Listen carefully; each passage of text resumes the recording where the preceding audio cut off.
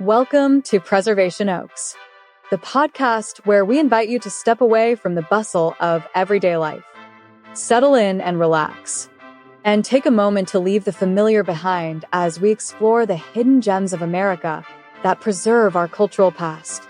We call them our Preservation Oaks, and with each episode, we'll journey to a different corner of the country, where we'll discover the unique histories, landscapes, and communities that make up our nation. We'll visit with local museums, historical and genealogical societies. They are the stewards of these stories.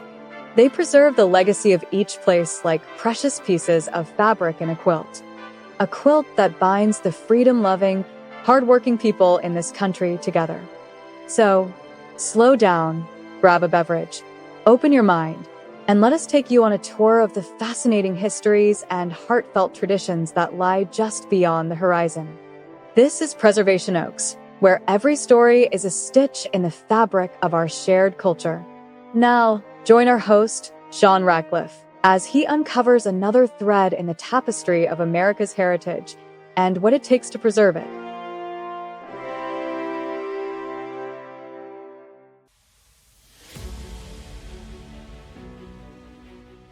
Hello, and welcome. It's a pleasure to have you with us today. We've got an exciting show lined up, so sit back and enjoy. For this episode, we greet Mr. Mark Fetter, the Executive Director of Manistee County Historical Society and Museum, located in Manistee, Michigan. The Manistee County Historical Society operates this year-round museum located in historic downtown Manistee. The Manistee County Historical Museum is housed inside the Lyman Building at 425 River Street. Bridging the gap between Manistee County's past and present, the Historical Society and Museum serves to preserve, interpret, and educate the public about the history of Manistee County. By the end of this episode, you'll want to join them in their mission to preserve and protect the historic aspects and livability of Manistee through education and preservation. By the way, our main platform is preservationoaks.podbean.com, but you can find us on nearly all podcast platforms, as well as Rumble, Getter, Minds, TikTok, Facebook, Odyssey, and YouTube. So wherever you listen to the program, I appreciate it very much when you like, comment, follow, or subscribe. If you're interested in being a guest on our program, or if you have any questions or comments, please feel free to email us at preservationoaks@gmail.com. A huge thank you to all our awesome supporters out there. Your energy is what keeps us going, and by spreading the word, you're helping us make some serious magic happen. You're shining a spotlight on the unsung heroes of Preservation Oaks, the people who are working tirelessly behind the scenes to protect our history for everyone to enjoy. We're stoked to be celebrating these everyday legends, museums, historical societies, and volunteers who are keeping the past alive for future generations. And you can be a part of this movement too.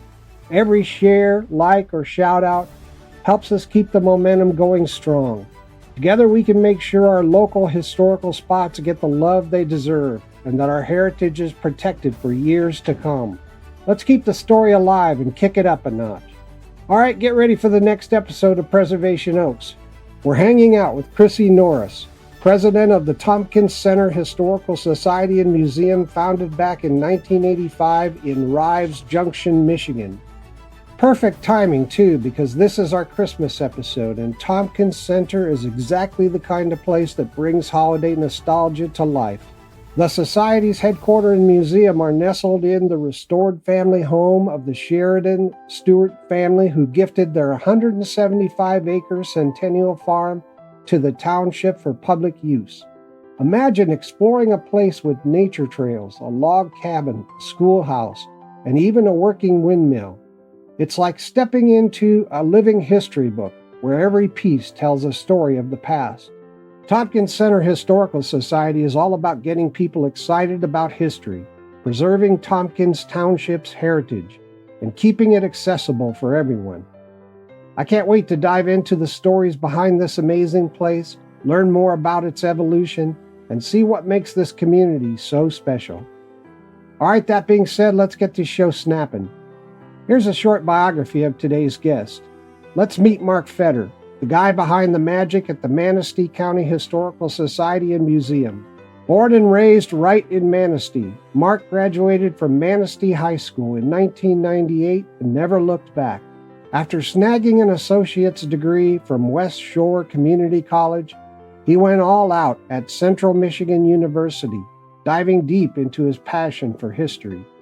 Mark's fascination with the past started early, so he jumped right in, volunteering at the museum and learning the ropes from the former executive director. Fast forward to spring 2011, and he stepped up as the executive director, where he's been shaping how the community connects with its history ever since. When he's not digging into the past, you'll find Mark hanging out with his family, catching the latest movies, or exploring all things historical. He's on a mission to make history fun and relatable for everyone. So join him at the museum and see what you can discover. All right?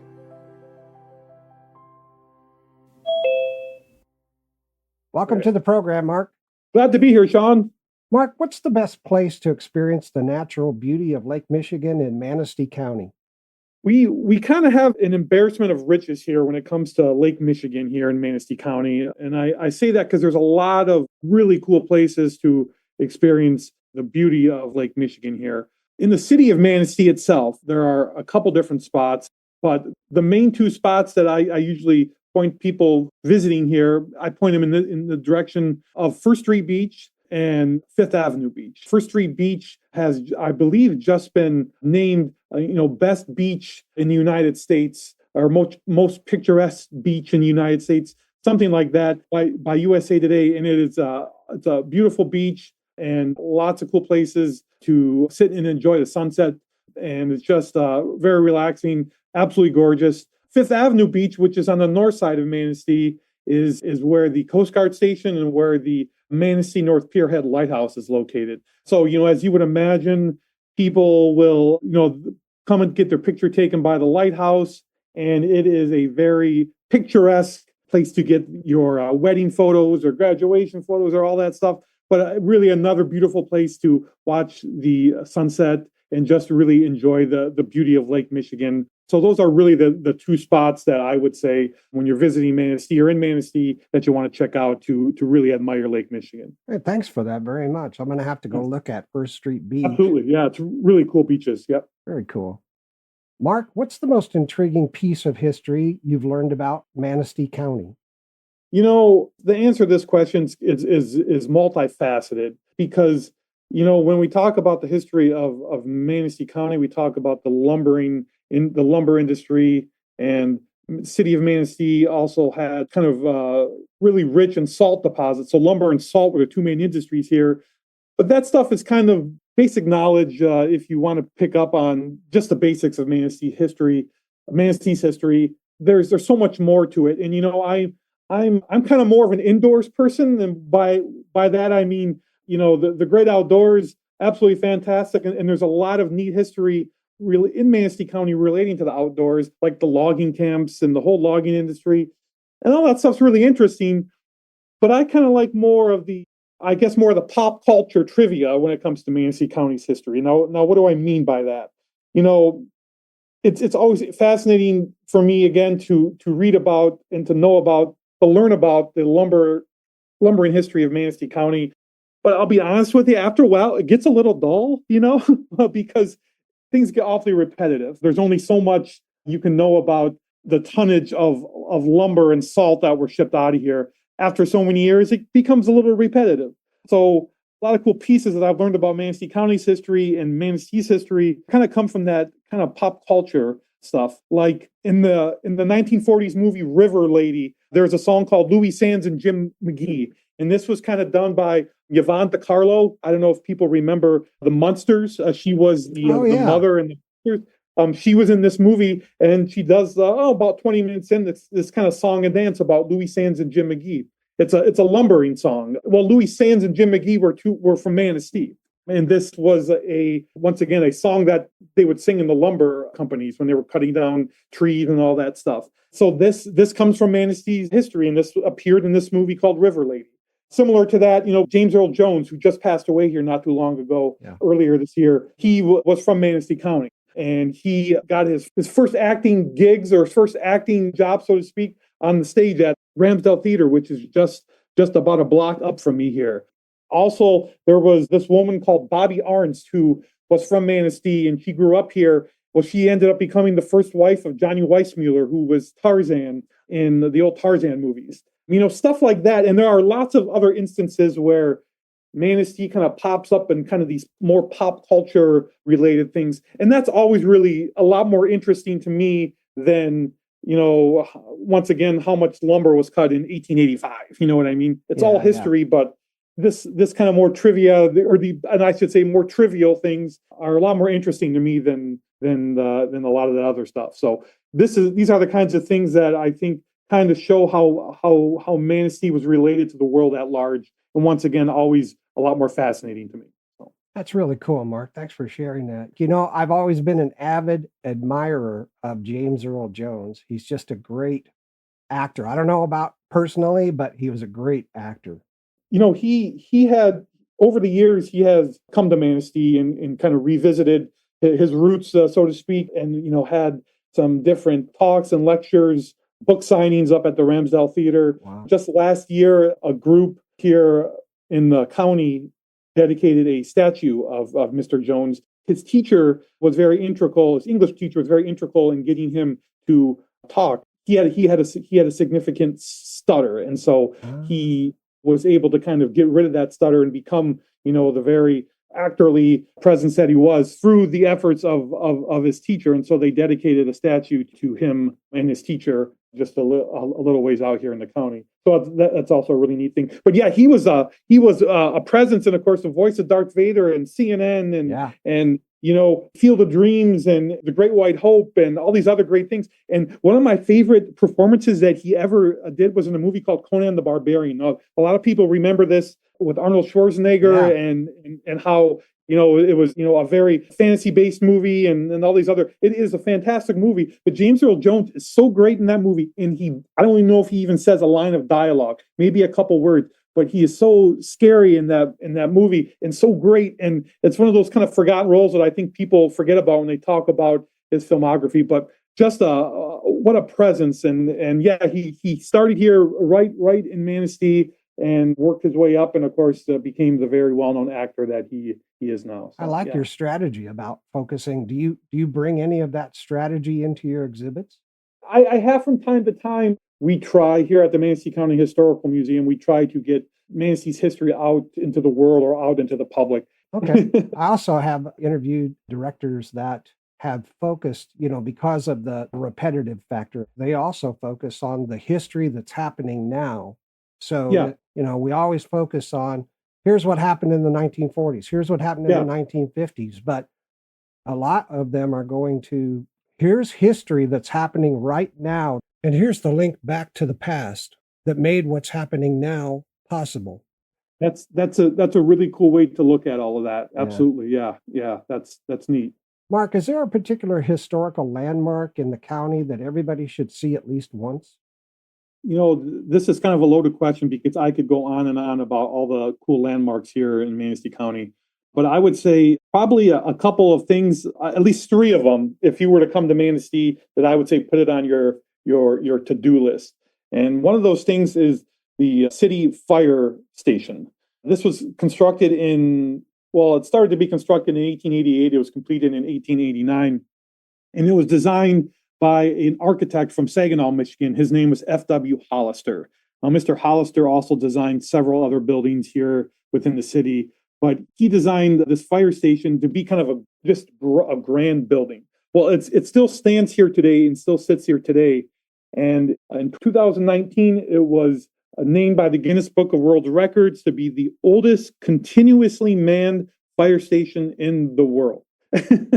And it is a beautiful building, both inside and outside.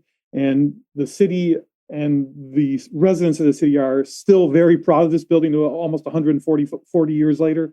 So it is one of those things that I would tell people to, if they come to Manistee, to make sure they check it out. They often give tours depending on staffing at the fire station, as well as, if they're out on an emergency call or something like that. But they will at least kind of give you an idea. They'll let you come in and give you an idea of what it looks like. So that's a really cool building. That is on the state register. The process is currently in the works to be on the national register. Wow. The Ramsdell Theater was built in 1903, and I mentioned this a little bit earlier. It was the architect was Solon Beeman, and he basically, at the behest of a man named T.J. Ramsdell, who was very well known here in Manistee. Mr. Ramsdell, the guy who put the money up for the theater. But it is a beautiful opera house. It was kind of the arts and culture center of its heyday. It still is the arts and culture center here in Manistee, but there are so many beautiful things to admire about it. The stage, the dome up above, when you look up above, there's all these cherubs and charioteers. The whole complex is very imposing. It's just a beautiful building, and is continuing and still used today by different, the Manistee Civic players and different musical acts. So there's lots of cool things happening there. And then I would say the third building that people have to at least ride by and possibly check out, depending on if they're open for tours, is the First Congregational Church. And this was built in 1892. It's one of seven. It was one of seven buildings that was designed by William LeBaron Jenney and William Otis of Chicago. They were very well-known architects working in Chicago during the late 19th century. And it is a beautiful, beautiful Romanesque type of church. And it has Tiffany glass windows in it. And it's just, once again, a very imposing structure. And it's just one of these cool buildings that we have here. That one is on the state register. The Ramsdell, I believe, is on the state register. Beautiful buildings, really, really cool places, really cool landmark buildings that if you come to Manistee, you should check out, or at least drive by. Now, Mark, what are some intriguing historical anecdotes from your county or town that showcase its unique identity? I hit on these kind of very briefly a little earlier on. Manistee started out as more of a lumbering community than anything else. And of course, like a lot of the communities in and around Michigan and up and down the coast of Lake Michigan, really hardworking lumbering communities. But see, and so that brought a lot of wealth here to Manistee. And then in 1881, salt was discovered here. So what they did is they would pump down water and steam, and then using it well, they would pump up brine, take that brine, evaporate it, and thus get salt. So lumber and salt became the two main industries here.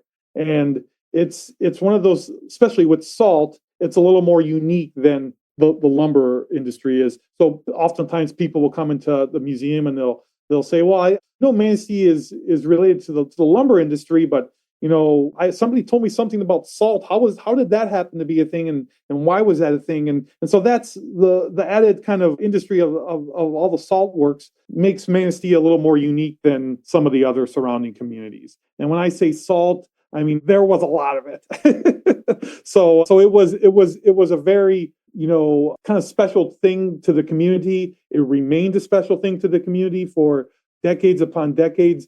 Now, over the years, a lot of those wells have been capped, but we still have places like Morton Salt still has a factory here in Manistee, and so that still is a part of our identity. So it's a lot more unique than just kind of the basic lumber story. Yeah, very unique. Can you tell us about the origins of Manistee and highlight some key historical milestones that have shaped it? Now, the Manistee area, altogether was, visited and occupied, of course, by the indigenous peoples, what we refer today as the Little River Band of Ottawa Indians. And then later on, it was visited by, French missionaries and so on and so forth. By about 1840, there was a family by the name of Stronach that came to Manistee. And they kind of surveyed the area. And of course, I'm leaving a lot of good stuff out here, but I'll give you the nuts and bolts of it. They surveyed the area and decided to come back the following spring because they felt that it would be a good place to set up logging operations. And so in the spring of 1841, they arrived back here and set up the first sawmill here, which would be on Manistee Lake, which is just a little ways down from where I am right now on River Street. And so they set up the first sawmill there, commenced the operation of that. And the rest, as they say, is history. And so that's kind of how the whole lumbering era began here in Manistee. So 1841, that's kind of where I would say the first permanent European settlement arrived. Oh, very cool. Thank you for that. One of the key historical milestones was about 30 years later in October of 1871, at the same time as the Great Chicago Fire and several other fires here in the Midwest, Peshtigo, Wisconsin, Port Huron, other places here. There was the Great Fire of 1871 here in Manistee. It basically destroyed roughly about half of the city. And so, of course, that decimated the city, and they kind of had to build up, which they did so in about 3 or 4 years. The city kind of rose up again and continued on. Now, did they build on top of the old city, or did they wipe everything away and build new? They wiped everything away. But of course, a lot of interesting things happened because of that fire. But one of them was the aforementioned fire station that I talked about. At that point in time, the people who had lived and worked here during the course of that fire and saw all this destruction, that was still in the back of their minds. So they wanted to ensure that as much as they possibly could to make sure that wouldn't happen again. Of course, we can't, control those things. But very interestingly enough, about 1873, you start to see a lot of talk with the city commission at that point in time, try to impose that commercial buildings be constructed with brick instead of wood. Yeah. A short time later, they are. And then, of course, there was the waterworks, which was a big water factory, so to speak. All the city the water wells used to pump through it. But basically what they did is they wanted to ensure that their properties weren't destroyed again. So anyways, I could go on and on. But there's a lot of interesting things that happened because of that fire. But that was one of the key milestones. That's why we have, downtown Manistee. Well, that's why we have a lot of the cool commercial buildings here now, was because of that fire and because of that ordinance of the buildings be constructed with brick. Yeah, that's a very cool history. There's a lot of neat things that happened from that. But very cool. A big historical milestone here. I didn't realize you had a large fire that destroyed part of your town or most of your town in 1871, the same as the Great Chicago Fire. Yes, yeah, absolutely. Yeah, that was all at the same point in time. Dry conditions and lots of wind and a couple passing sparks. Well, that doesn't mean that's all going to turn out very good when all those elements combine. So, yeah, absolutely. Yeah. We learned. Now, can you discuss the distinctive features of the region your organization covers that pose both obstacles and possibilities for preservation efforts? Manistee in our area, the surrounding area here, it is more of especially at this point in time, it's kind of more of a tourist community, which is absolutely fantastic. And we get a lot of traffic, and so do some of the other museums in the surrounding area. We get a lot of traffic in the summertime, but it starts to be this time of year and then into, the winter time, because of where we're located and because of more of the tourist angle, there's not a ton of traffic this time of year through about the spring of the following year. So kind of where we're located, and because of that, that's definitely kind of a hindrance as opposed to communities and cities that are kind of hopping year round. Manistee isn't exactly a hopping place year round. So that's kind of a hindrance to kind of the preservation efforts that we have here. Yeah. You're open year round, aren't you? We are open year round. We have limited hours in the wintertime simply because there's not a lot of traffic. And that all kind of depends on your offerings and what you do. But it kind of over the years, it doesn't really make that much of a difference, especially during that winter season and into the early spring. It just isn't a lot going on, Yep. Yeah, everybody kind of hunkers down like the bears. Exactly. Yeah, exactly. Mark, what are some hidden gems or lesser known tales about your town that your organization brings to light?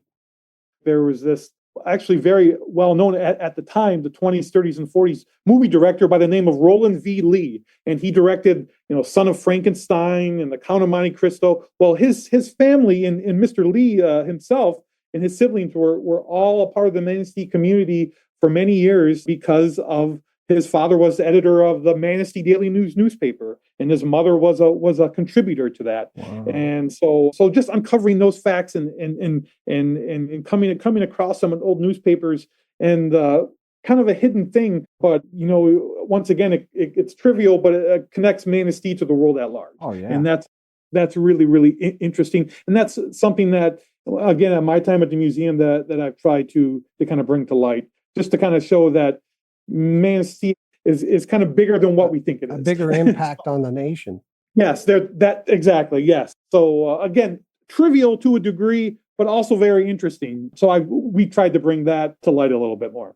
Mark, can you share the motivations behind starting your organization and how initial experiences influenced its direction? There always was a group of people here since going back to the 1930s that were really concentrated on preserving Manistee's history. And as time went on, those groups of people, as they got a little bit older, they eventually some of them became the founding members of the Historical Society. And basically, the motivation was that, hey, Manistee has a very unique lumbering history, and that we have, as I mentioned earlier, we had these buildings that were designed by very well-known architects, and not just buildings, but really impressive, unique, grand buildings, whether they be churches or the fire station or commercial buildings or the lumbermen's mansions that I really haven't gotten into yet. But there's a lot of that here. As legend says, at one point in time, Manistee had the most amount of millionaires per square mile, per capita, anywhere in the United States. Now, that's the legend, but we've never been able to really 100% substantiate that. But that's what I was always told. That's what people come in here and tell me from time to time. But it sounds great, but I'm not 100% sure if that's really true. But that just gives you an idea of the amount of money that was here. It was very significant. And so those people who started the Historical Society, they wanted to ensure that continued on, and that people were aware of the unique buildings and our very unique history regarding not just lumbering, but also the salt industry and all those other side industries that went along with that. So that was kind of the motivation. And the museum actually started in another building just a little ways down the street here. That started in 1955. And then in 1961, this building that I'm standing in which was a former bookstore and a pharmacy. 1961 is when the museum was established in this building. Cool. So you guys have been collecting since 1955 artifacts. Been collecting since 1955. Yeah. Cool. Yeah. Very cool. And where do you store all those? You have a separate building? We do have some storage areas, but a lot of it is stored here. Oh, very cool. And it might make you go cross-eyed looking at it all. Oh yeah. Is it all stored in, archival specific boxes and temperature controlled rooms and potentially a vault or something? We do have a vault that things are stored in, but temperature control, we do not have those types of facilities here. There are portions of things that are stored archivally, kind of the way they're supposed to be. A lot of the stuff isn't, and so that's just that's kind of something that we struggle with. Money plays the biggest portion in that. Okay, fantastic, thanks. All right, I'd like to provide listeners with the contact information for the Manistee County Historical Society and Museum. Mm-hmm. You can visit them on their website at www.manisteemuseum.org. You can email them at manisteemuseum@gmail.com. Their Facebook at Manistee-County-Historical-Museum. When I was on Facebook, I tried to search and I could not find the Manistee County Historical Society for whatever reason. And then I discovered an article or something that said -- and I put the dashes in and it popped right up. So listeners, be aware of that. Their address is 425 River Street, Manistee, Michigan. And the phone number is 231-723-5531. That all sound right? Yes. Okay, fantastic. Now, do you have an admission to the museum? We do. We have an admission that's $5 for adults and $3 for students. Okay, very cool. Now, you're open different times depending on the time of the year. As you mentioned before, winter is kind of a low period. Certainly a lower period. So January, February, and March, we're typically open Thursday and Friday from 10 to 5, and then Saturday from 10 to 4. And then April through December, we're typically open Tuesday through Friday, 10 a.m. to 5 p.m., and then Saturday, 10 a.m. to 4 p.m. Okay, great. Thank you for that.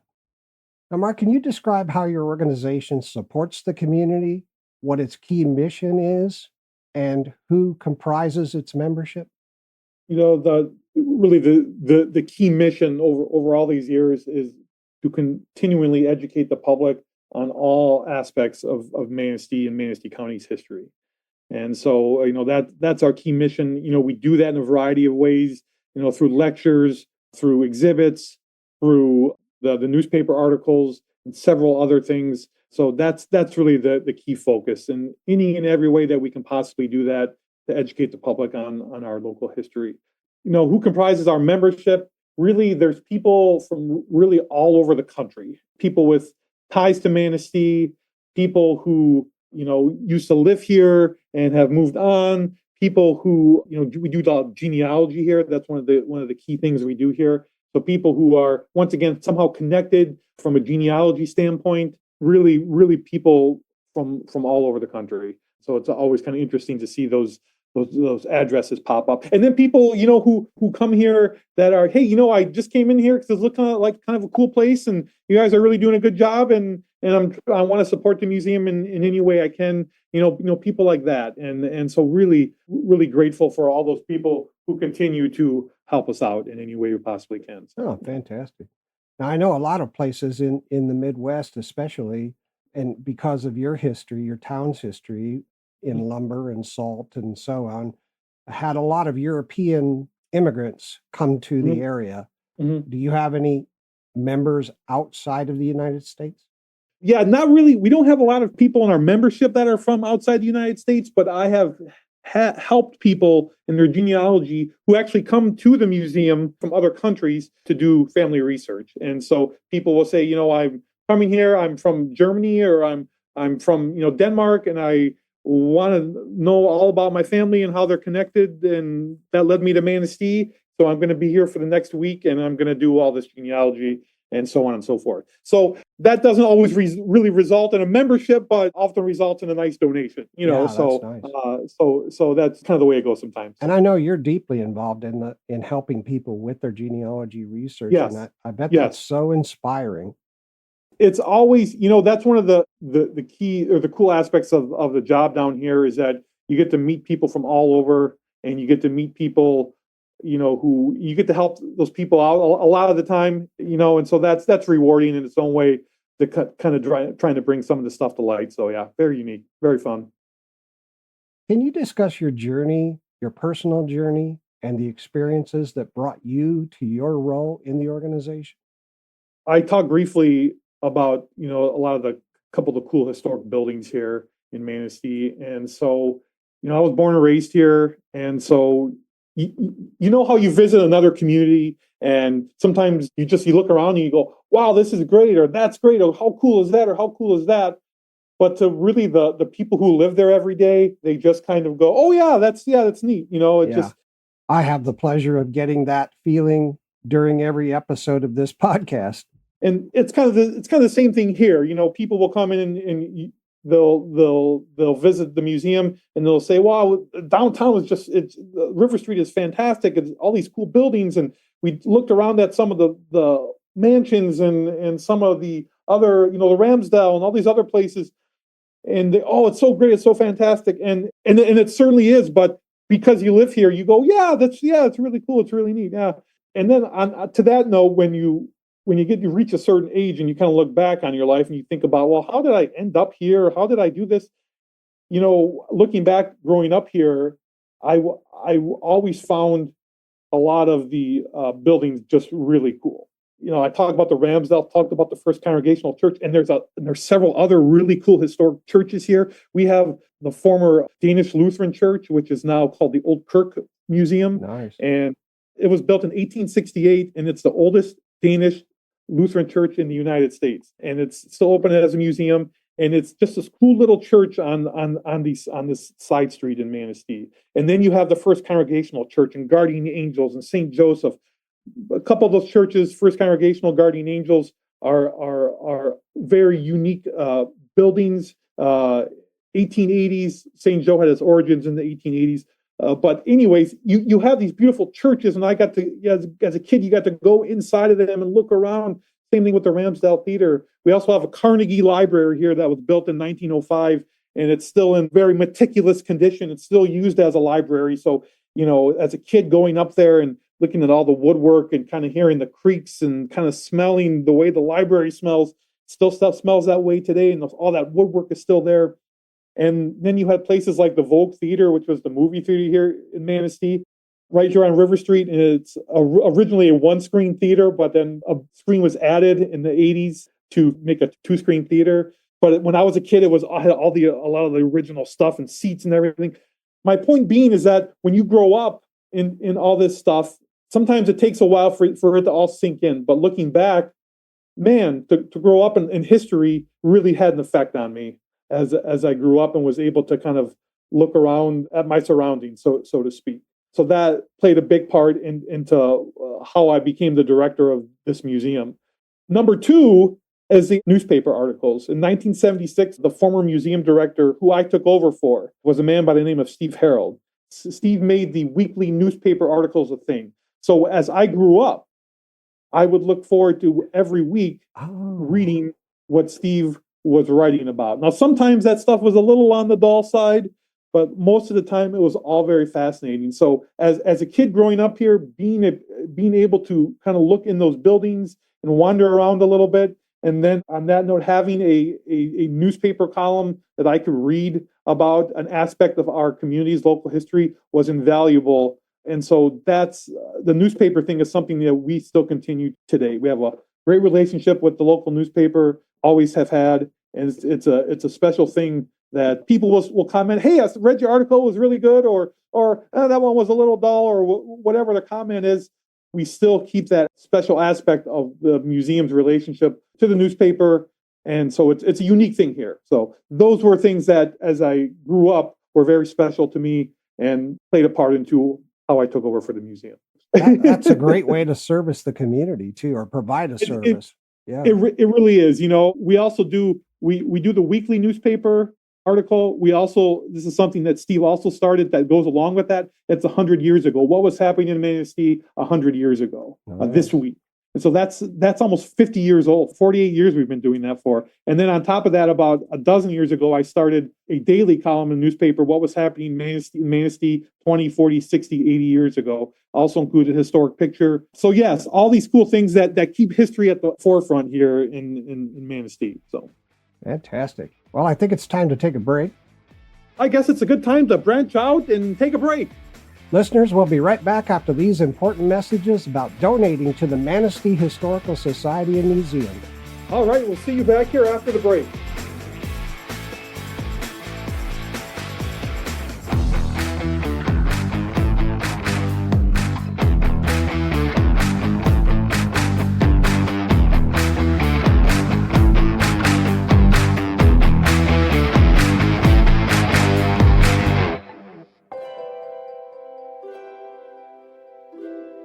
Picture a town where each building, each cobblestone street, holds stories that echo back through time.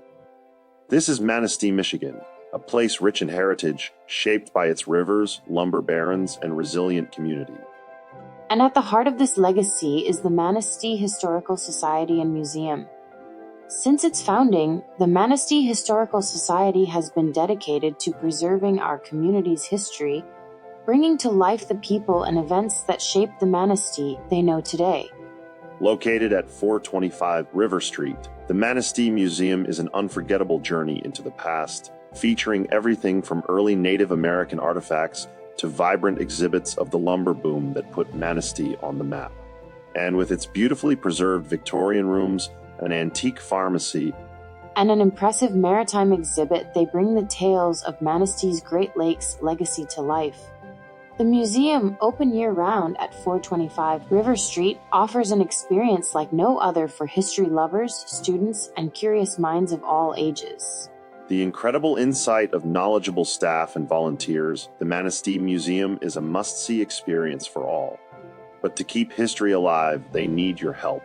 As a nonprofit organization, the Manistee Historical Society and Museum relies on the generous support of the community and history lovers like you. Every dollar donated helps preserve artifacts, create new exhibits, and maintain the historic spaces that make the museum a treasure. Without your support, these stories may be lost to time. Consider making a donation today. You can help us preserve the past for generations to come by visiting manisteemuseum.org or emailing us at manisteemuseum@gmail.com. You can also follow us on Facebook at Manistee County Historical Museum for updates, event info, and ways to get involved. If you'd rather speak with us directly, feel free to give us a call at 231-723-5531. Join us in our mission to keep Manistee's history alive and vibrant. With your support, the stories of yesterday can continue to inspire us today and tomorrow. The Manistee Historical Society and Museum, where every donation is a step toward a future that remembers. I am General Matto Vandu Maximanus, from the planet you refer to as BD-114672C. I am the legate of the 2nd AB Picturis B region, governor of the approaches to NU Octantis A B, interplanetary consul, commander of the legions of AB Picturis A, 91 Aquari B, Mu Leonis B, and Gamma Librae B, and I listen to Preservation Oaks on Microstream Radio.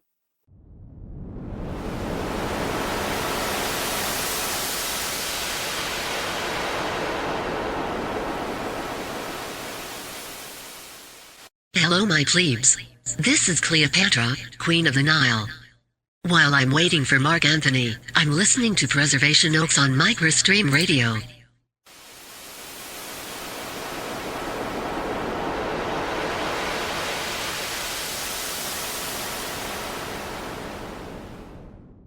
Nine out of 10 curators agree, Preservation Oaks is the best podcast on the internet.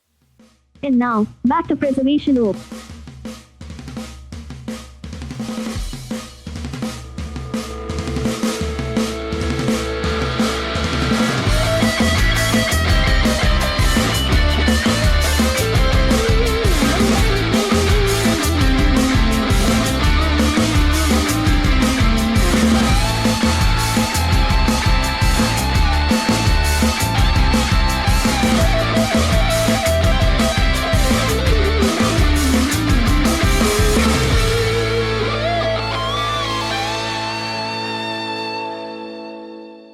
Welcome back to Preservation Oaks. I'm your host, Sean Radcliff, and we're here today with Mark Fetter from the Manistee County Historical Society and Museum, located in Manistee, Michigan. Let's pick up where we left off. Welcome back, Mark. Glad to be back, Sean. Let's see what else we can discuss. Hey, Mark, thanks again for discussing your personal journey with history and the society and the museum. I appreciate it. Happy to be back. Mark, are there any notable events or exhibits on the horizon that the community should look forward to? No, in terms of notable events with the city at large, in early December, the city does the Old Christmas Weekend and Victorian Sleigh Bell Parade. Now, this is something that started in 1989 to kind of highlight Manistee's Victorian heritage, so to speak. So there's a couple of days of events and activities, and then on Saturday night, there's a big sleigh bell parade that doesn't have any motorized vehicles. So it's very unique. People are dressed up in Victorian garb, and Santa comes in on a carriage or a sleigh, and it's a very kind of unique historical highlight of Manistee's past, or I should say, it's a way to highlight Manistee's Victorian heritage, so to speak. So that's like a big event. The museum, we used to do a lot of a big Christmas exhibit. That's kind of scaled back nowadays, but we still have some Christmas exhibits up and so on and so forth. So that's something that we still take part in. So that's kind of the big thing that's kind of on the horizon here in another month or so. Oh, that's great. Thank you for that. Yes. How do you anticipate the museum's impact on the community will develop in the future? Well, this is something that we've talked a lot about in regards to the future of the museum itself. The buildings that we're standing in are roughly 140 years old. And when the museum took over in 1961, not a ton of thought was given as to, okay, what's the future of the organization? What's the future of these buildings? And so that's something that something that hasn't really been discussed over the years, certainly in my 15, 16 years being here. And then things were kind of patched over, older buildings, a patch or repair job, but what's the future hold for the building and the organization at large? Now, this is something we talked about over the years here at the museum, and finally this past year we decided to hire some historic building-based architects to further kind of preserve the building and kind of give us a study, and so as an idea as to how to best preserve things for this building, preserve our artifacts and collections, and so on and so forth. So we just kind of started that process, and the architects were here back in the summertime, and we're going to be moving forward into kind of a phased out master plan of what that could hold for the museum. Oh, that's great that you did that. It's great. And it's basically, hey, we have this beautiful building and these really cool artifacts and a lot of cool aspects of the original building in here, and on another note, when people go and they make all these recreations of what this used to look like or what this might have looked like, and man, those are all fantastic and very cool, and I'm fascinated by all that stuff. But this building itself, and as in other places around the United States, but this building itself is really unique because it's original. All the original cabinetry and woodwork and floors and tin ceilings, all that stuff is as it was. And so how do you preserve that? And how do you preserve that when you kind of don't have a real plan in place? And so those are things that we struggle with down here. And so, if we want to keep this preserved and keep it preserved for the future of the community, as well as the visitors that come in here and are amazed by it all, we got to start somewhere. And so we're finally making progress in that area. So yeah, you're right on the cusp of change, very positive change. Yeah, absolutely. Nice. Well, that requires a lot of money, but we haven't quite gotten the price tag on the whole thing yet. But you got to start somewhere. Yeah, absolutely. Are you proposing to do something with the insulation or the roof, or are you proposing a new building? All the mechanics of the building, will certainly have to be updated. Right. And how the building is, the historical aspects of the building will certainly be preserved in terms of the floors and the tin ceilings and if you go inside the building, there's these beautiful mezzanines that used to have storage up above them, for the pharmacy and then the bookstore and so on and so forth. All that stuff will still be intact and in place, but kind of maybe a reorganization of some of the storage areas and a couple of different exhibits will probably transform. So the building will be preserved. It's just that some aspects of how things are displayed will change probably. Yeah. Now, do you have displays on the ground floor plus the first floor? We do not have displays in the basement in the ground floor. That's kind of more of the library portion, so to speak, where our documents, so on and so forth, are located. So. You have room in the back to build on? Not really, storage? No. Okay, yeah. I know it looked really close there on River Street. It's kind of sandwiched in between other buildings. Yeah. Yeah, it's an amazing building. Well, it's good that you're going to preserve it. That's great. Yeah, that's just kind of, looking toward the future is something that, we spend all of our time looking through the past. I know that's kind of cheeky, but it's true. What's the future of everything is kind of something that really needs to be, especially in this day and age, you need to take a good hard look at that. Yeah, absolutely. And especially since, you want to preserve those artifacts in the best way possible for the community. Yeah. Yes. Yeah. That's very important. Now, Mark, you see thousands of people every year that come into the museum. They're tourists. They're from all over. Do you have any memorable or humorous incidents from your organization's past that you'd be willing to recount? There's a lot of different stories you could tell. One that comes to mind was actually last summer. There was a woman and her daughter that came here. And Manistee still has the Manistee National Forest Festival. It's a big summer celebration, takes place around Independence Day. One of the aspects that we had during the Strawberry Festival was we had the National Strawberry Queen and the National Forest Festival Queen and stuff like that. Well, some years ago down here, about 10 years ago or so, I did a display, an exhibit, and I invited all the former festival queens back here. I tracked down who they were and so on and so forth. So I had a big reunion down here. And a part of those queens, part of those festival queens, they also did in hand during the Strawberry Festival was the migrant queen. Manistee during the summertime, especially out in the county, has a significant migrant population because of all of the orchards and strawberry fields and so on and so forth. So very unique and very special aspect to the community were the migrant workers. And so I had a woman and her daughter show up here last summer, just kind of out of the blue. It was kind of late on a Saturday, and I was kind of getting ready to go home, and they kind of showed up kind of, a little bit like, "Are you still open?" And I said, "Yes." And they said, "Well, my mother was one of the migrant queens, and she talks so highly of Manistee and her time here during those summers. And I'm kind of retracing her steps. And I through one of your articles that I found online, one of your newspaper articles, I found some more information about her time as a migrant queen. So would you be able to help me out with any more research or any photographs or so on and so forth? And that there comes a time when people are in their careers and they go, am I really making that much of a difference? Am I really doing this? Or how is this, what is this all about? And so I was unfortunately at one of those points in my life, in my career, where I'm like, this is all great and good, but am I really making that much of a difference? And what's, just those things that we usually ask us from time to time, and so this woman and her daughter appeared out of nowhere. And long story short, you felt like you were really doing something kind of special and kind of unique that not everybody gets to do. And so that was one of the more memorable interactions that I've had in the last year or so.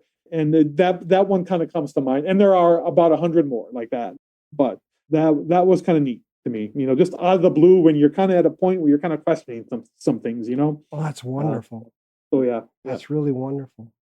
That you were able to provide them with. We were able to provide some more photographs and some more information. And this woman was in town for about a day and a half. Went to great lengths to just come and visit here for 36 hours, and just like I said, came upon out of the blue. Kind of a special story, but it was certainly able to help her out and to talk to her and hear more about who she was and who her mother was. When her mother had passed away. And so it was kind of touching, So. That's very touching.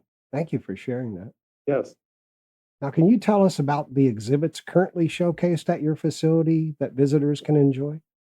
I mentioned how, the building was, the buildings themselves were originally built as two separate buildings. And then in 1892, the wall was knocked down in between them. And so it became one store with two storefronts.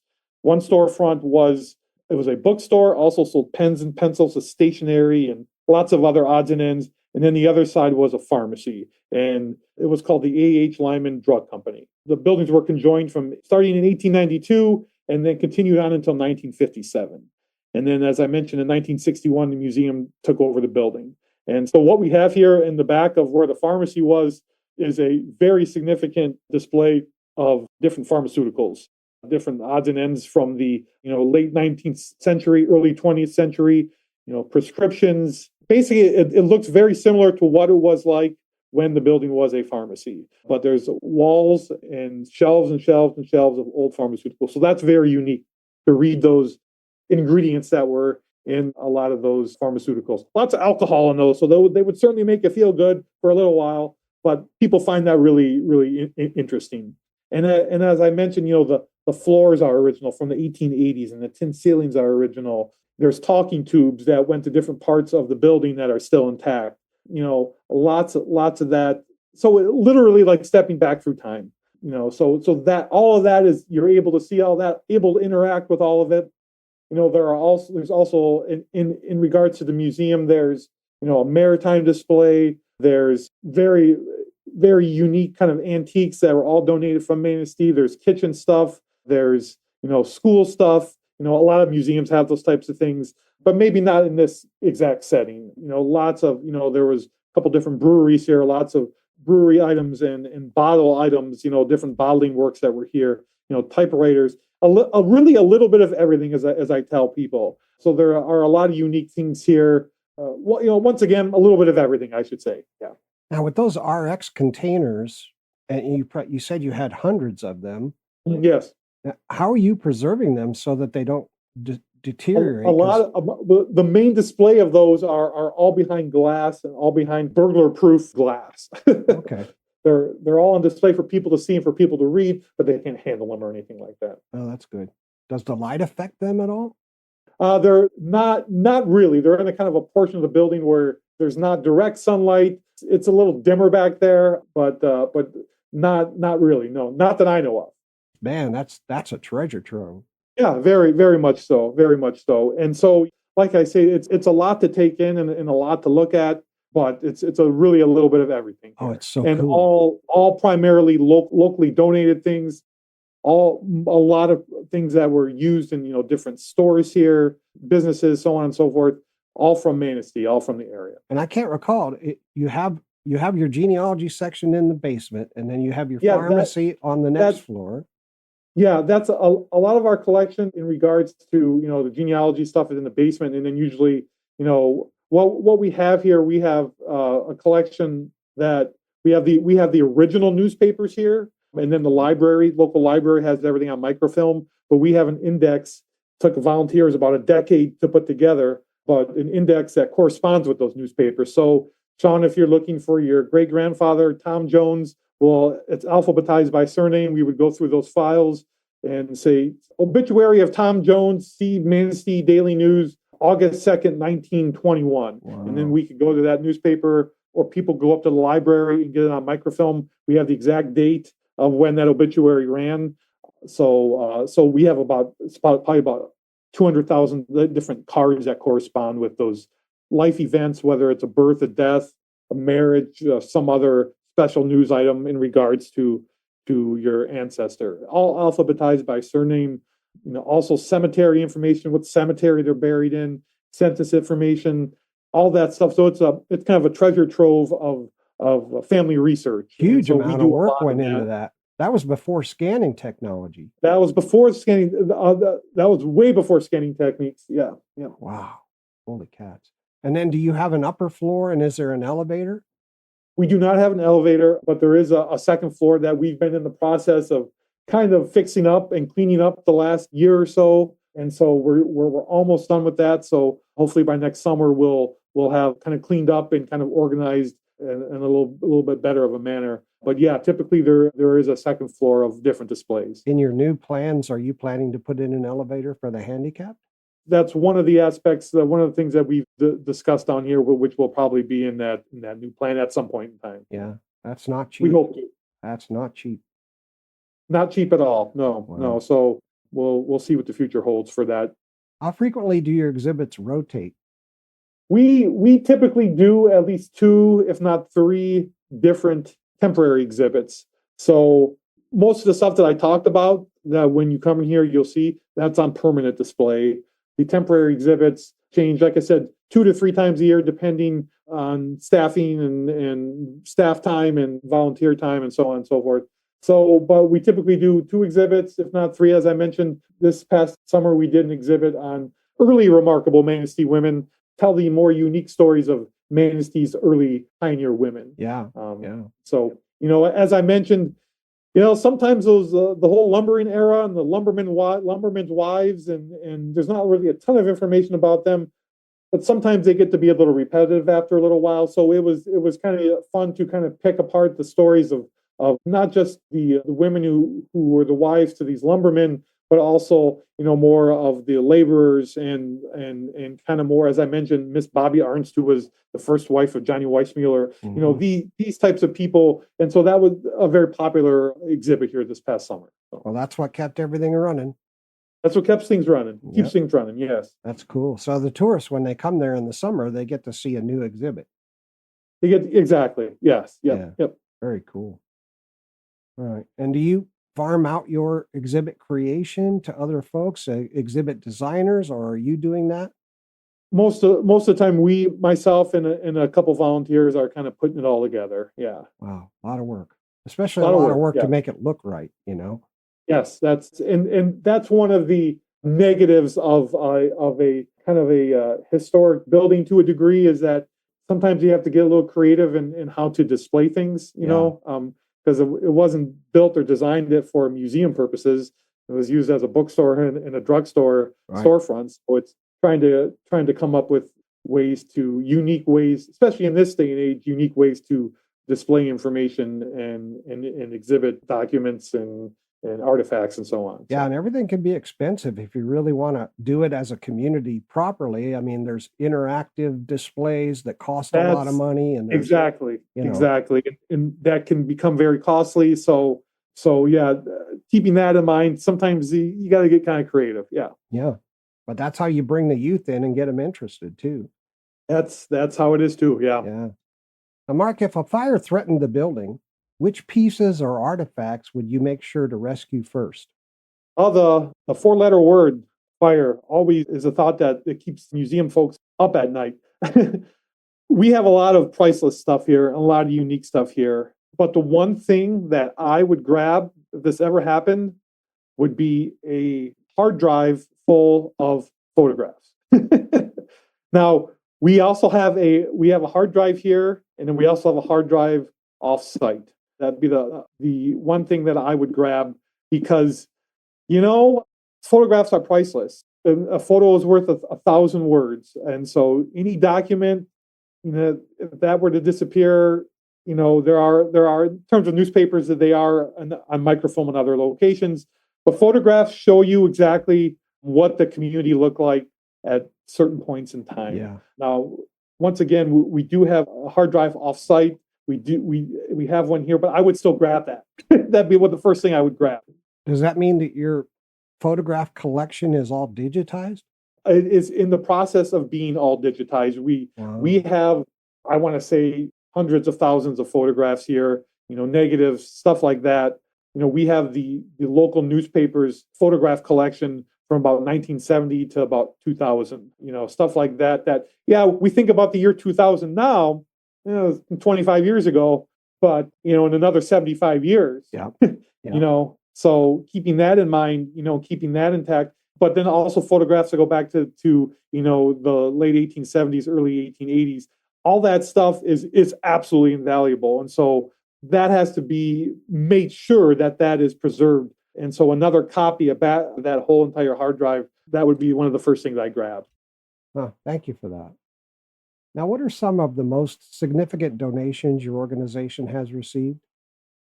There's a gentleman by the name of Ken Gilbert, who is kind of a local legend here in Manistee. He was a former industrial arts teacher at Manistee High School, an absolutely wonderful guy and very meticulous. And he has, in his life, made a lot of different model boats. We're talking about the tiny parts, that go here and there. And he was a craftsman, a true artist. And so over the years at the museum, he has donated and created and made countless boat models of different boats that were a part of Manistee's history. Now, Manistee was and still is a port city. There's Lake Michigan off to the west. There's the Manistee River Channel that connects with Manistee Lake. Manistee Lake is where all the sawmills were located. Most of the sawmills were located. And so ships would come through here, very active port. And so over the years, Ken has very meticulously created these model boats. And that makes up a part of our maritime display. And so, to answer your question, his time as a volunteer down here and his donation for all of these boats are very significant. Still, visitors come in today, find it very unique, all these cool boats that this gentleman made. And so very unique. That is very cool. You could almost do a museum kind of a curator corner kind of thing and talk about some of your artifacts.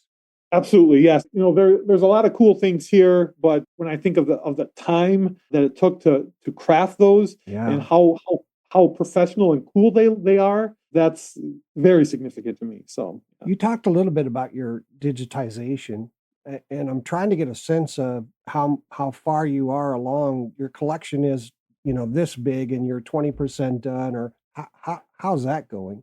I would say in terms of the primary collection of photographs. When I say primary, I mean all of our photo albums down here. Include are categorized by topic.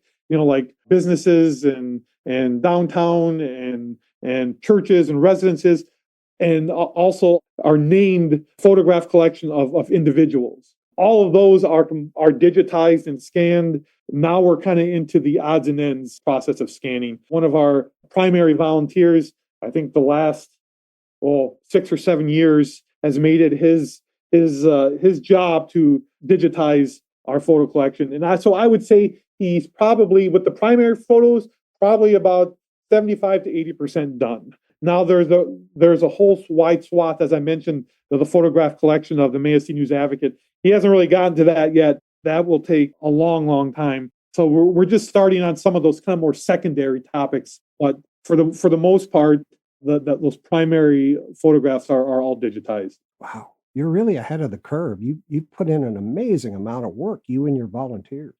We don't have a lot of volunteers, but the ones we do have go, of course, over and above. And this individual has done a fantastic job, and not just scanning them and making them out into JPEGs, but also scanning them in at a extremely high resolution, and then of course adding tags to all those, so it makes it a lot more searchable. That has been a tool that he's brought to it. So it's been really invaluable, really, to have him on board doing all the digitization. So we mentioned that you've been collecting since 1955. How large is your collection? Thousands of things. I don't have a number for you. Okay. We don't really take a lot in these days, simply because we don't have, one, the space. Two, there's unless it's something that's really unique to the community or really special or quite small, we would take in, but we don't need any more National Geographic magazines, or we don't need any more toasters, stuff like that. There gets to be a point where you just have to go, well, how does this fit into Manistee's history if it's just a toaster that Grandma Sally used to have, you know what I mean? So yeah, understood. All right. And so what type of software are you using to track your collection, to record your collection, that kind of thing? Where unfortunately, we don't have a much in the way of software at this point in time. A lot of it is, still on the copies of donation forms that, are from, the 1960s, moving forward here. Okay. That's been a point of discussion over the years. It's just something we haven't gotten to. So we're in the process of still discussing it, but just haven't made much headway in that arena yet. So, Mark, how does your organization secure its funding? What specific financial objectives have you set for the year? We're funded in a couple of different ways. We do a lot of work with the city of Manistee. The city does allocate a portion of funds per year to the museum. Whatever we take in for admissions and donations and gifts, and then we have a membership base. So all those things add up throughout the year. So there's a millage? There's not a millage, no. Okay, no, all right. No. So it's just a city item on the budget. It's a yes, yeah, it is. We do a lot of work for the city. There are various departments that have questions that come up throughout the year. Also through the Historic District Commission, downtown Manistee is on the National Register of Historic Places for the historic nature of it. So there's a Historic District Commission. We do a lot of work with the commission and do a lot of work with building owners that come in here and want to purchase a building, want to know the history about it. You wouldn't imagine the amount of questions that pop up throughout the course of any given year regarding some of the historic buildings and streets and so on and so forth. Oh, yeah, I imagine. So we do a lot of work with the city through that, and so that's where those funds come from. So, okay. So yeah, some years are great, some years are a little tight, So you're asked by the city something like, "How old are the pipes in this building?" We've had questions like that, or, "Hey, we're excavating this over here, and what is this over here? This particular thing, came up. What is this, and how did it get there, and who did it belong to?" And so yeah, those types of questions. So it can be really interesting sometimes. You do so much for the community. That's fantastic. Well, one of the fun things I get to do a lot is, people will come in here, and this is part of the research angle. People will come in here and say, "I just bought a house on 5th Street, and I want to know more about the history of it. Can you help me track down, when it was built, who built it?" All right. And sometimes those answers are very easy to come by, and other times they require a lot of research. But more often than not, we can at least approximate it for people, if not give them the exact date and the exact person who built it. So a lot of fun. Fantastic. What are your memberships like? There's different membership bases. Currently, we have like a single membership, which is the cheapest one, $10, and then there's a family, there's a contributing, a sustaining, and then a patron is $75 plus a year. So there are several different options. Most of the time, if you want to do some heavy research here, we do a thing where it's anything sustaining, which would be $50 and up. You get your research for free, stuff like that. So there are different bases. And oftentimes it's what people feel like they want to give the museum every year. Right. So sometimes, once again, it's a lot, it's good. Other times it's a little tight. But okay, fantastic. With your background and your education, But do you give your lectures on history of I do. Manistee? Yeah, I do a lot of that throughout the year. This past year, I think I've done maybe 10 or 12 engagements, I think. So I do a lot of that. Wow. About, 5 years ago, we did the sesquicentennial of Manistee, of the city. City was established in 1869. So we did probably about 14 different events throughout the community, stuff like that. So we do a lot of that over a given year. Now, when you give a lecture or a presentation, are those all videotaped and put in an archive for members? I haven't done that here too much. Off campus, it all depends on what the organization that I'm speaking at wants to do. So, very cool. You are one busy guy, I'll tell you. Holy cow. Very active, yeah. Man, I think we should take a break, Mark. All right, we'll see you back here a little after the break. Listeners, we'll be right back after these important messages about how interesting and worthwhile it is to visit the museum.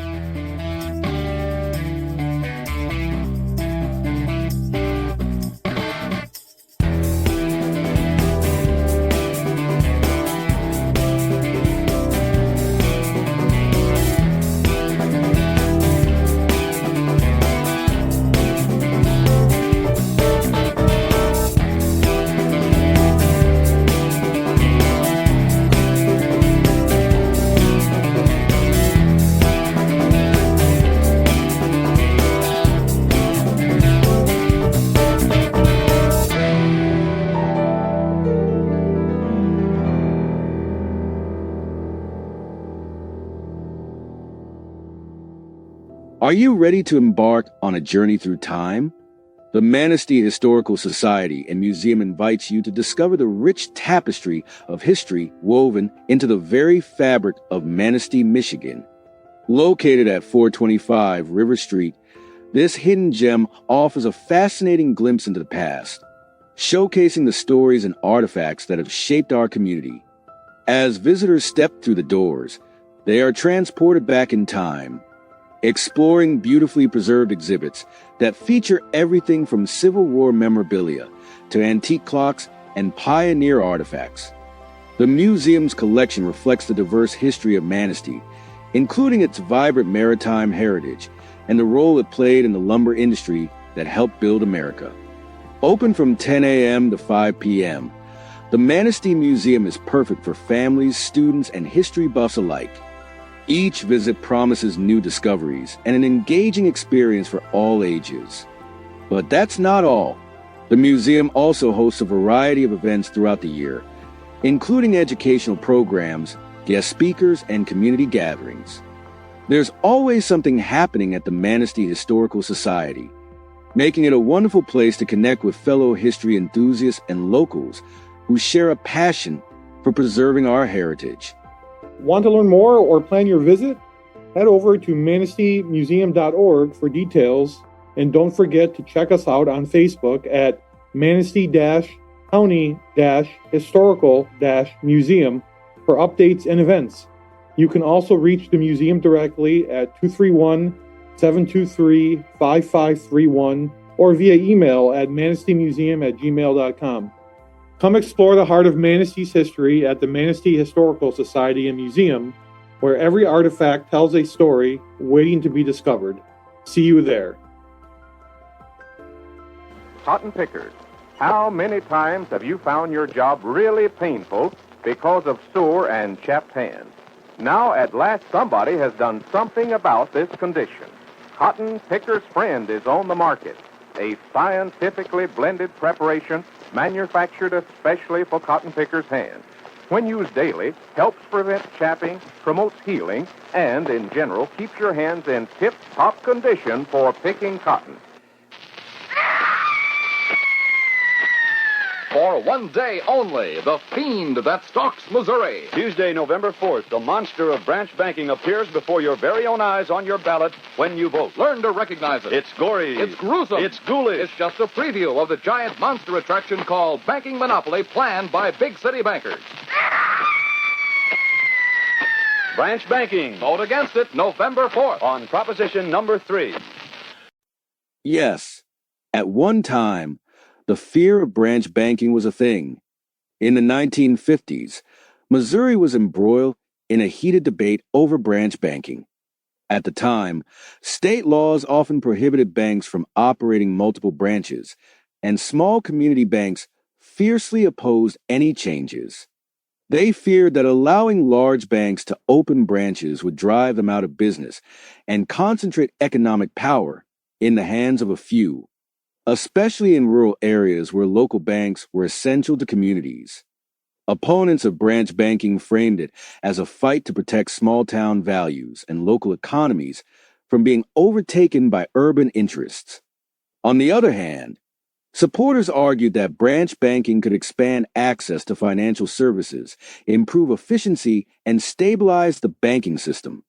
Eventually, restrictions were lifted, leading to the widespread network of bank branches we see today.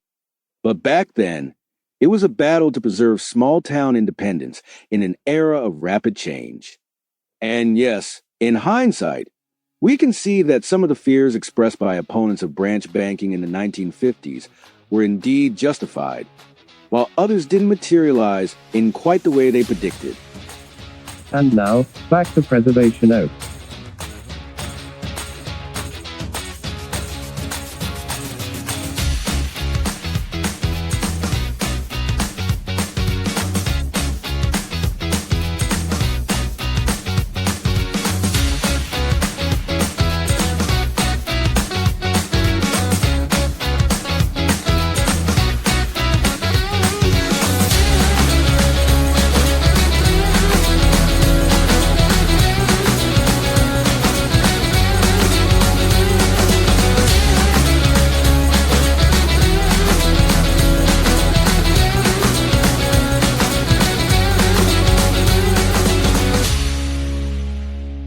Welcome back to Preservation Oaks. Today we're joined by Mark Fetter from the Manistee County Historical Society and Museum in beautiful Manistee, Michigan.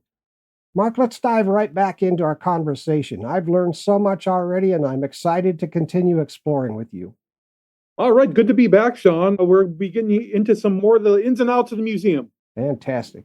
Mark, can you share some of the volunteer opportunities available for those who want to contribute to your organization's work? Years ago, of course, and this is probably true with a lot of different museums and a lot of different organizations that rely on volunteers. We used to have a really steady volunteer base where you could call someone up and say, hey, could you come help me out with this or do that? And a lot of different people would often be available to do that. And of course, there were people who would just come in every week, regardless of what there was to do, But over the years, as people do, our volunteer base was the senior citizen. And of course, people have health problems, and some people pass away, sadly. And so there's not enough people left to pull from. So it gets a little difficult. And then, of course, with COVID being a thing, a couple of people weren't able to come in anymore. And so that leaves us kind of with smaller groups to pull from our volunteers. So it's always very difficult sometimes to try to get the younger section of people involved. And of course, the way our community, the dynamics of our community, it's not really that young of a community. It's more senior based. And so sometimes, as I mentioned, trying to get those younger people involved is a little difficult. So it really, it all kind of depends, but we're always looking for volunteers, always looking for people to help out, whether that's menial tasks down here, dusting and organizing. Some people just love to organize things and put things on a shelf and go through old boxes to weed out some of the stuff that we don't really need and stuff like that. So, but we can always certainly use more volunteers. Well, the good thing is you don't have gardens or outside work. A lot of that you don't really have. Yeah, we don't have lawns to mow and gardens to weed and stuff like that. Yeah, so some people like the physical aspect of those types of jobs, but I don't have a lot of that here. Okay, all right, very cool. Thank you for that. So people can help out. You've got something for everybody to do. Usually, if people would like to help out, I usually like to meet with them a little bit to see where their interest lies and give them a couple of projects to kind of work on. Okay, thanks. Now, you mentioned before about partnering with other museums and historical groups in the area. Can you talk more about how you collaborate with them? Yeah, a lot of times we exchange information, between us, whether we're researching a particular topic, we'll call these people at that museum up and they'll help us or give us a couple pointers dealing with this. So we do a lot of that interacting back and forth through some of those museums and research places throughout the county. We've done similar exhibits where we each do like an aspect of a particular topic throughout our museums. We have 7 or 8 different museums here throughout the county, and they're all fantastic places. So if you come to Manistee County, you come to Manistee, make sure you check out a lot of the other cool museums here, not just the Manistee County Historical Museum, but lots of the other cool places. So from time to time, we do collaborate on things, but a lot of it is kind of exchange of information. Is there a county museum association? We do have a museum alliance here. The museums typically meet 3 to 4 times a year as a group to discuss, what we've been up to over the last several months and so on and so forth. So yes, there is. Do you loan out artifacts? Yeah, if a particular museum here within the county has a need for something or wants to know if we have a particular artifact or item, yeah, we have loaned it out before. Can you suggest any books or articles or online resources for people eager to learn more about the history of Manistee? I would probably point people in a couple different directions. One are those aforementioned articles that I read that the museum has written for the local newspaper. Those can be found at manisteenews.com under local history. In recent years, we've partnered with the local tourism authority, the Manistee County Tourism Authority. Visit manisteecounty.com. Now, if you go to visitmanisteecounty.com, you'll see a place where there's a space for tours. You just click on that. And if you go there are a lot of different maps and several different guidebooks that will, if you're planning a visit to Manistee, or maybe if you aren't, you just want to know more about the buildings and the places, there's a 150-page guidebook, Manistee County, that is really a brief history of Manistee County and the city of Manistee, but that also provides about 6 to 7 different historical tours that you can take on your own here. Gives you the routes, photographs, and the histories of a lot of the more unique buildings here. So that's kind of a special thing. We partnered with the local tribe, the Little River Band of Ottawa Indians, as well as the Tourism Authority and the U.S. Department of Agriculture to help produce this guidebook. And so that's something that's been very popular over the last couple of years. And then in addition to that, there's a smaller guidebook, which is basically, it's more of a map. There are 2 90-minute tours where if you're out and about Manistee and have a little time to kill and want to know more about the history, that will give you the route and some of the backgrounds on some of those more unique buildings along those routes. So, Wow. So those are really the 2 places that I would suggest, in addition to the museum website that has some blogs and some other information on it. So yeah, lots of different places that people can look up and can find out more history on Manistee County. Not that you don't have enough to do, but do you also have a YouTube channel at all? I do not. No, we do not have a YouTube channel here at all. That's something that we've never really, dipped our toes in, so to speak. But hopefully, maybe in the future, that could be something that we do. Oh, yeah. Never know. It's a lot of fun. I'd like to provide listeners with the contact information for the organization once again.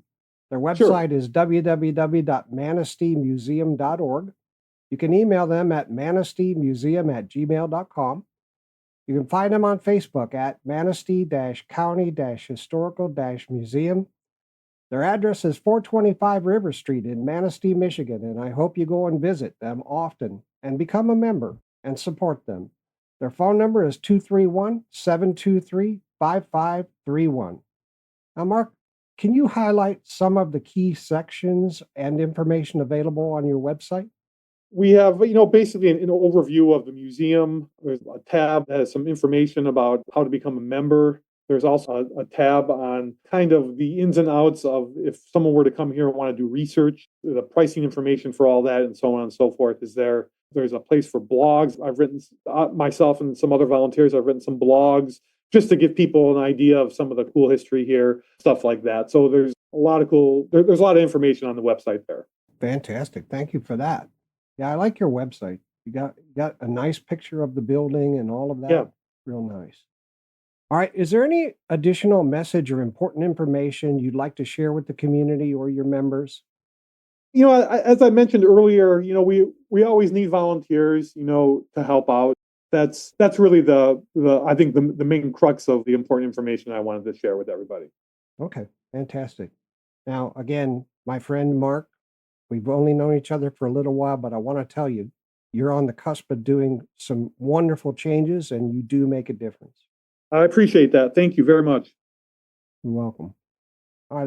Mark, how would you describe the ways in which your organization's impact is perceived by members, volunteers, and the broader community?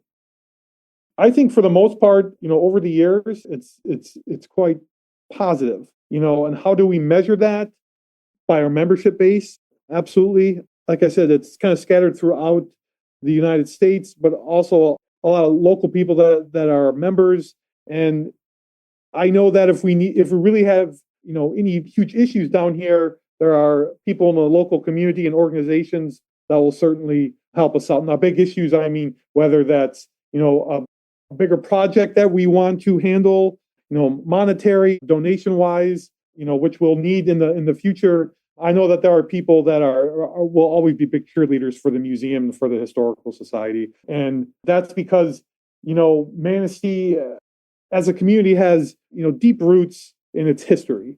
There are still a lot of pioneer families that are still here. And so I think that, that in and of itself is a positive thing. So. Well, Mark, I want to thank you for joining us and sharing Manistee's story. Your passion and commitment to your organization and the community shine through. It really does. And it's been a joy to learn from you. And I think both myself and the listeners can leave this conversation feeling inspired. Thanks for having me, Sean. I certainly appreciate it. And this has been a joy. Absolutely. And with that, we'll end our time with our guest, Mark Fetter, Executive Director of the Manistee County Historical Society and Museum, located in Manistee, Michigan. Listeners, please stay tuned for my comments and wrap-up, which is coming up next.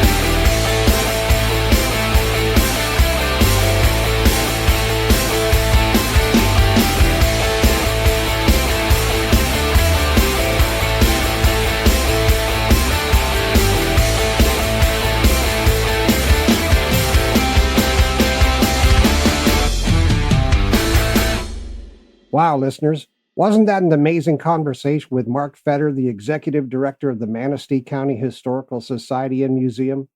His passion for Manistee's history is truly contagious. It's clear that Manistee County Historical Society and Museum is a true gem for the community. Mark is a walking encyclopedia of knowledge when it comes to Manistee's history. Did you hear how he effortlessly shared those captivating stories and fascinating facts? Mark's insights showcase the incredible work being done at the museum, from uncovering Hollywood connections like James Earl Jones at the Ramsdell Theater, to surprising local tales like Manistee's connection to the original Tarzan. Mark reminded us that history isn't just dates and facts, it's stories that resonate on a personal and cultural level. Their collection, amassed since 1955, boasts thousands of artifacts that tell the stories of Manistee's past, from lumbering and salt mining to the lives of its remarkable residents. The museum is a living time capsule. It's housed in the historic Lyman Building, a former bookstore and pharmacy, which adds a unique charm to the exhibits.